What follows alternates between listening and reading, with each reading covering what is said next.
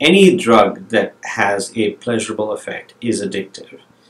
Now, comparatively to tobacco and alcohol, cannabis is less addictive, but it's not completely benign or without a psychoactive or an effect on the pleasure system of the brain.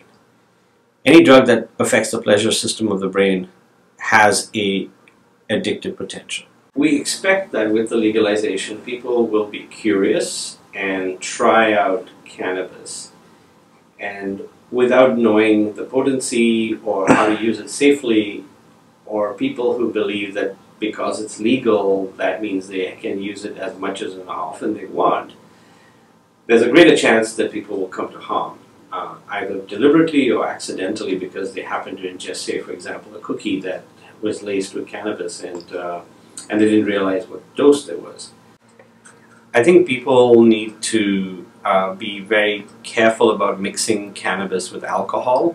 Especially they should also be very careful about operating any machinery or driving until they know how this product affects them, and be mindful that often from one strain to the next, or the batch to the next, they may get different variations in potency, and to be mindful that when you take it orally, it may actually last longer and give you a longer high than you were planning on.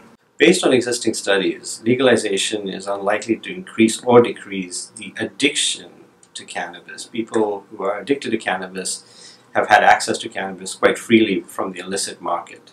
By the very definition, addiction is use despite harm, so people will do anything if they're addicted to get it. So we will see the same number of people addicted. However, we will have an increase in the number of people who will come to harm from it, primarily because they use too much of unknown potency in the wrong situation and land up intoxicated or poisoned from cannabis use.